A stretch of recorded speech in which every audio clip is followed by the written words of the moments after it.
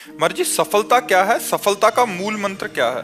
क्या हमारी मानी हुई मान्यता की पूर्ति ही सफलता? मनुष्य जीवन के बंधन से मुक्त हो जाना सफलता है।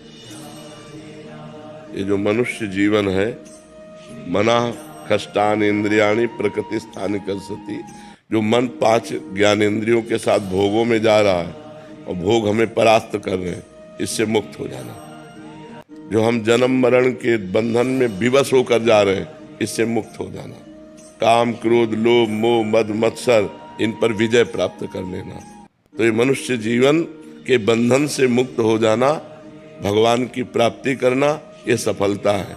और इसका मूल जो मंत्र है वो भगवान का नाम है, क्योंकि उसी से बुद्धि शुद्ध होगी, उसी से पाप नष्ट होंगे, उसी से आपको आत्मबल मिलेगा, तभी आप इस मार्ग में चल पाएंगे।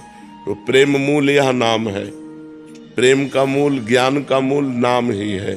जितना जो नाम जप करता है उतना ही ज्ञानी हो जाता है, उतना ही प्रेमी हो जाता है, उतना ही वो संसार से विजय प्राप्त कर लेता है। और भजन नहीं है तो केवल बुद्धि का विलास मात्र है, वो माया पर विजय प्राप्त नहीं कर सकता, वो इन विकारों पर विजय प्राप्त नहीं कर सकता, वो इन विकारों में ही बार बार गिरता रहेगा। समझ पा रहे हैं आप? नाम जप की चाह कैसे प्रकट होती है? नाम जप से ही हो जाती है। जब हम बार बार नाम जप करते हैं तो हमारी चाह भी नाम ही प्रकट कर देता है।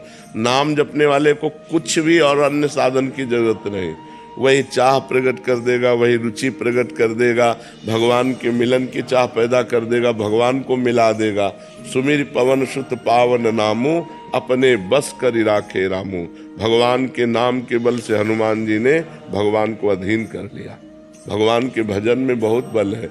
बड़े बड़े सिद्ध संत हुए भगवान के नाम जप से हुए। सब कुछ नाम जप ही प्रकट कर देगा। आप केवल नाम जप करके देख लो। इस जन्म में एक नियम ले लो कि मैं भगवान का नाम जप नहीं छोड़ूंगा, फिर आप मिलना, देखो आपका परिवर्तन कितनी जोर का होता है। सब ठीक हो जाएगा, सब ठीक हो जाएगा। अरे समझो, हम बार बार उदाहरण देते हैं कि जो राम नहीं कह पाते थे, राम राम नहीं बोल पाते थे, वो मरा मरा उच्चारण किया। वो इतना बड़ा ग्रंथ है वाल्मीकि रामायण, और संस्कृत से है।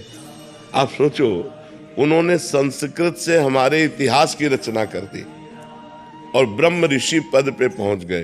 कोई दूसरा साधन नहीं था, केवल नाम का साधन था।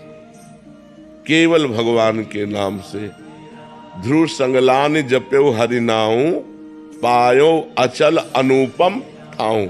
ध्रुव ने ग्लानि युक्त होकर, माता ने तुम पिता के सिंहासन पर बैठने के तब अधिकारी हो गए जब मेरे गर्भ से, जो भी माता थी ना, उसने 2 पत्नी थी, सुनीति और सुरुचि। तो सुनीति के बेटा थे ध्रुव, सुरुचि को अच्छा नहीं लगा।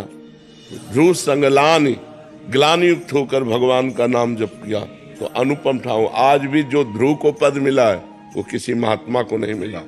5 वर्ष का बालक ठान लिया नाम जप, भगवान की प्राप्ति कर ली।